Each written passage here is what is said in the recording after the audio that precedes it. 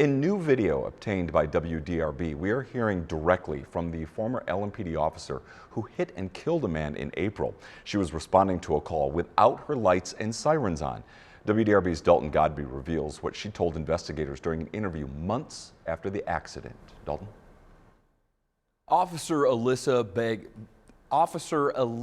Begel was quiet and spoke softly as LMPD's internal investigators asked her questions about that fatal wreck.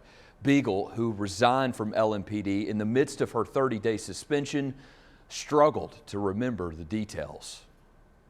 Unit to back 5 Adam on Greenhaven. You're watching dashcam video from LMPD officer Alyssa Begel's cruiser on April 2nd of this year, responding to help EMS with a disorderly patient. EMS requesting the police code 3, trouble with a restrained patient. Witnesses say they saw this cruiser speeding by on Fern Valley Road, but with no lights and no sirens. I seen that it said the officer was on their way to an emergency call, and I just noticed that the officer never had on any emergency lights.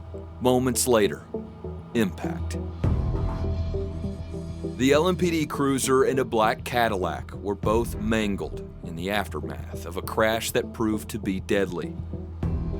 The driver of that Cadillac, who police say was drunk, was 61-year-old Charles Briscoe. He died at the scene. Begel was seriously hurt and treated for several days in the hospital as LMPD launched an internal investigation into the tragic crash. It found Begel was driving 95 miles per hour in a 45 miles per hour zone without activating lights or sirens or her body camera device, and that she did not brake before impact of the crash. The last thing I remember is just being at Shepherdsville, Fern Valley, and then that was it. And then next memory was waking up in the hospital. This is newly obtained video that shows Begel's interview with LMPD's Professional Standards Unit months after the crash.